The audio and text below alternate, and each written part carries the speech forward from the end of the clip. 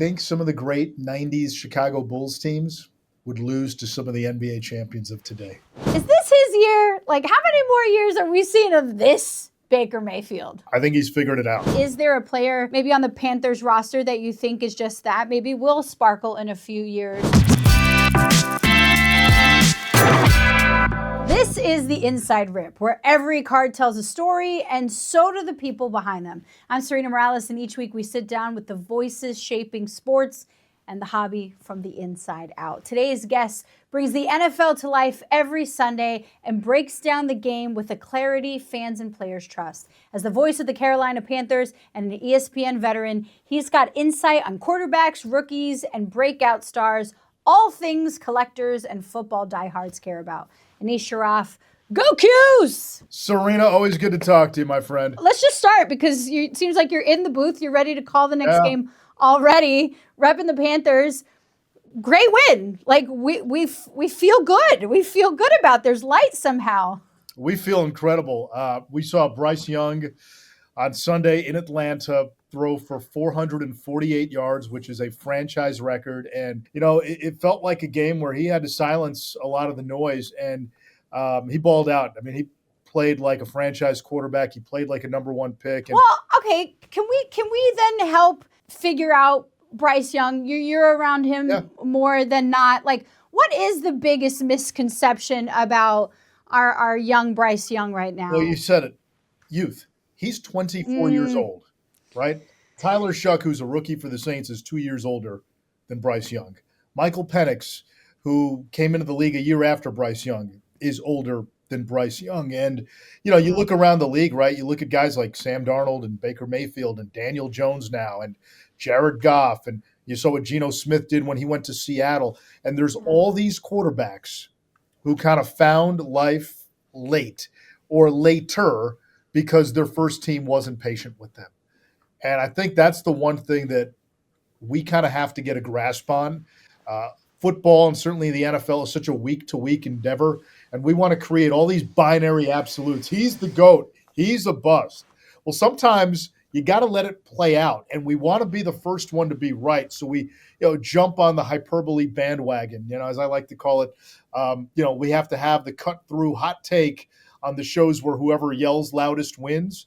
But the reality is sometimes you got to let it play out. And take Brett Favre, for example. Brett Favre in year 3 at age 24 led the league in interceptions. He had 5 more interceptions than touchdowns. In year 5, year 6, and year 7, he was the NFL MVP. And it's funny when you say that because collectors, they really value finding like that diamond in the rough. So we let it take time. Pressure makes diamonds, right? Like, is there a player maybe on the Panthers roster that you think is just that? Maybe will sparkle in a few years or, just go wild in the right situation? Tetairoa McMillan, he's the first-round pick for the Panthers. He has looked every bit the part of a bona fide alpha number 1 wide receiver. He is the top receiver on the team by a good margin. He's been drawing the number 1 corner most weeks against teams that play man defense. He is 6th in the NFL in receiving yards going into the Monday night game tonight. He leads all rookies in receptions and receiving yards. He's coming off his best game of his career, 8 for 130, 2 touchdowns in the win against Atlanta. He's going to be a star. I mean, he is a legit number 1 bona fide alpha wide receiver.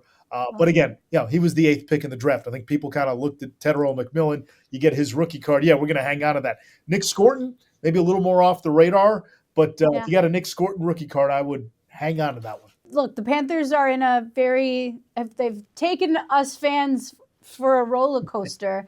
What signs of growth or perhaps culture change do you see with the team that maybe don't show up on the box scores yet? Yeah, I just think there's a resiliency, right? So they started 0-2, and people were ready to declare that the sky was falling. They respond with a shutout of Atlanta. All right, big win, 30-0. Then they go to New England, and at the time, New England, we didn't know that they were going to be as good as they were, and you just saw what they did last year, and so I think there was a feeling like, all right, you should go into New England and go beat them. Well, they get spanked by New England. They're sitting at 1-3. All the narratives pop up again. Week 4 at home against Miami, down 17-0, and it looked bleak. And then Rico Dowdle showed up. And Rico ran for 206. They come back, they beat Miami. The next week, Rico goes for 180 plus. They beat Dallas. They go on the road, they beat the Jets. 3 in a row. Hey, like this is starting to look pretty good. And then you get humbled by Buffalo. Sky is falling again. They go to Green Bay. They bounce back. They beat the Packers at Lambeau. Again, things are amazing. And then, what young teams go through, growing pains, right?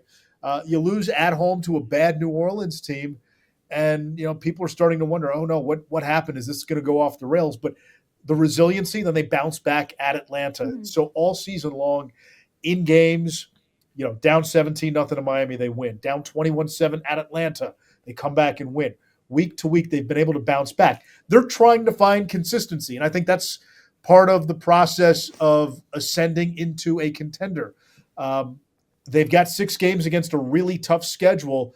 Yes, this is going to be very telling, but a lot of signs are there. I mean, here we are after week 11. They have more wins than they did all of last year. If they win one more, that's the same amount of wins they've had the last 2 years. Well, let's talk about the NFC South for a bit. We talked about Baker Mayfield just a touch, but the man has resurrected his career. Is this his year? Like, how many more years are we seeing of this Baker Mayfield? I think he's figured it out, and I think he's comfortable with who he is. It's funny, when he was cut by the Panthers and when he came in, I just remember there was a reputation that followed him when he got to Carolina, kind of this malcontent.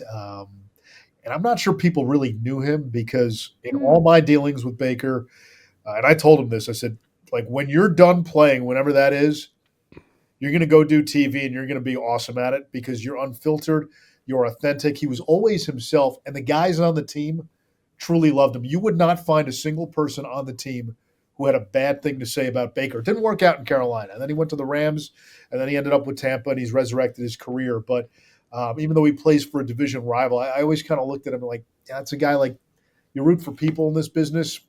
You want to root for him because I always thought he was true to himself. And, he's winning now. So maybe, like he kind of said that a few weeks ago, there's a different perception to it. But, he was always honest. And, you've been on the side where you're asking players questions and, sometimes it's so filtered and so doctored and it's like they're trying to give you a rehearsed message. When you talk to Baker, he was honest with you. And sometimes people don't like that, but I love it. And I love the fact that he was authentically himself. So I just think he needed to be put in the right situation. And his offensive coordinator in Tampa, his first year, who helped turn things around for him, was Dave Canales, who's now the head coach of the Panthers. And that unlocked Baker, and now we're seeing a guy with all the injuries he's had to his offense, his running backs, his receivers. He has played most of this season at an elite MVP level. In the NFC South, there's also the Saints. I feel like they're stuck between eras. What do you see making the biggest impact for the Saints to be competitive again? Well, I think, part of it is they're in a rebuild, so it's going to take some strong draft classes, and they got to find a quarterback. They had Drew Brees for all those years, and, Carr was in there and just didn't quite work out. He retired. Yeah. He had some injuries. Spencer Rattler isn't it. I don't know yet about Tyler Shuck, but I got to imagine, this is a team where you traded away Rashid Shaheed. You traded away a Trevor Penning. Alvin Kamara doesn't seem like he's got too much left. Olave, again, there's been some concussion issues, although he's been pretty good when healthy this year. And then on defense, while, DeMario Davis and Cameron Jordan are still productive, they're up there. I mean, you got guys, season 14, 15, Granderson's got a few years under his belt. So, like, there's age on defense. But they got to find a quarterback in the future. And I think, this is an audition for Tyler Shuck. I'm not sure he's the guy, but I'm not sure he isn't the guy. But I got to imagine, in the next couple of drafts, they're going to look at a quarterback. And obviously, the one name that you would think just from a cultural fit would make a lot of sense is Arch Manning, whether this year or next year. But, his dad or his grandpa, played with the Saints, obviously. So it's going to be fascinating. But I think, they're kind of stuck toward the beginning of a rebuild cycle right now. Which young quarterback then do you think has the safest long-term value for collectors? Drake Maye. Oh, yeah. Like, Just we watched him in week 4, and I'm sitting there going, oh my gosh, it looks so easy. And, it's almost like he's playing at a different speed where he's 5 seconds ahead of everybody else. And everything around him, loose as water, and just the way he moves.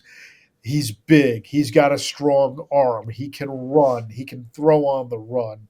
He throws guys open. And you think of where the Patriots were the last few years, and you think of where they are now, where they are talking about potentially ending up as the number 1 seed in the AFC, maybe even having the best record in the NFL, and that's with a young quarterback. I think Drake Maye is the real deal. I think he's a little more sturdy than Jaden Daniels in terms of his build, where you're not as worried about, again, getting hurt. And Jaden Daniels in year 2 now has had some injuries. So, yeah, to me, you get on Drake Maye, that's like getting on NVIDIA before everything. All right, we'll do a quick rapid fire. First gut, you go. All right. Most electric stadium atmosphere you've been in? I would say the few that come to mind. One, I did a Kansas-Texas basketball game at Bog Allen Fieldhouse, and the floorboards under me, I could feel them shaking. Player you'd pay to watch every single week, no questions asked. You're signing up for a subscription, and you're like, I'm going to pay to watch this player. Aaron Judge. Best jersey in all sports? Jordan Black, 23 Bulls. Oh, yeah, I love that. Most overrated sports cliche? One game at a time. Because here's the thing. It's total bullshit. Like, the coaches say it, but then when you work with these coaches, when they're in TV, they all tell you, oh, no, we're like looking at the schedule, and we're going through, all right, we can beat these guys. Probably not going to beat these guys. We can beat these guys. We have to win these guys or I'm on the hot seat. All of them do that. But then when they speak to the media, yeah, we're not looking ahead. Our focus is on the bullshit, one game at a time. The players all look ahead. The coaches all look ahead. They know who they're playing. They know who's on the schedule. But it's like some unwritten code. You can't mention your opponent 3 weeks down the road. Athlete with the greatest aura you've been around? My junior year at Syracuse, they had a freshman basketball player by the name of Carmelo Anthony. And he had just this magnetic smile, this great personality. And when he stepped on the court, I mean, everybody in the building, their eyes were on 15 and orange. And special talent, you guys know what happened, won a national championship there. But just being there and having a front row seat to that season and to that player, he was a superstar on campus. And you feel it around certain guys. You felt it around him. You get one superpower for broadcasting: perfect pronunciation of every name or the psychic ability to predict play calls. I'd want neither, to be honest with you. What? Okay. So here's why. I'll tell you. I don't want the ability to predict play calls because that takes away the excitement of being in the moment, right? Because then the moment's manufactured. So I don't want that. The pronunciations, I can practice and I'll get those right. I want like the bourbon-coated baritone. I want to be able to pull it like to a deep. Dude, your voice is pretty good already, dude. I'll be honest. I hate my voice. I hate listening back. Like I'll hear, God, I sound terrible. It's terrible. Yeah. Last rapid fire. Worst sports take you secretly believe, but you would never tweet. I think some of the great 90s Chicago Bulls teams would lose to some of the NBA champions of today. Let's go! And it pains me to say that because, like, I'm a kid of the 90s. I grew up with those teams. And, I'm kind of like, I've brainwashed my 8-year-old into thinking, like, Michael Jordan's the best basketball player ever. I don't want her to get into, like, this new age stuff. He never took threes. He didn't have to take threes. It was a different game. Like, I've told her so many Jordan bedtime stories because, there's good life lessons. Hey, he was cut from his high school team on varsity as a freshman and made it, and, the flu game and all that stuff, right? So, that's what we do. Like those are bedtime stories in our household. Finally, I want to emphasize the we and we, the hobby. Please do me a favor, open up that Pantheon Alpha box I sent you. Yes.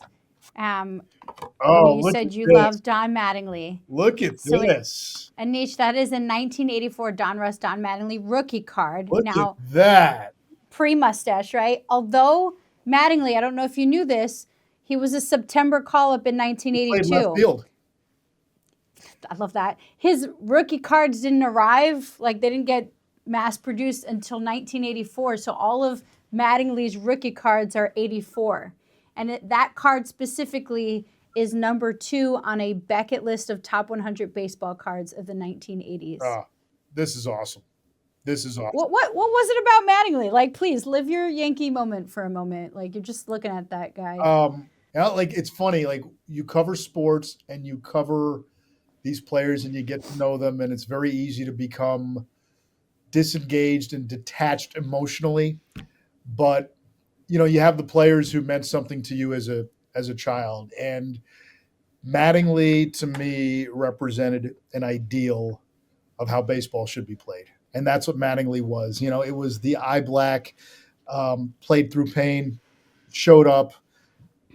I'm getting chills thinking about it now. You have the players who made you imagine and dream and think about what was possible.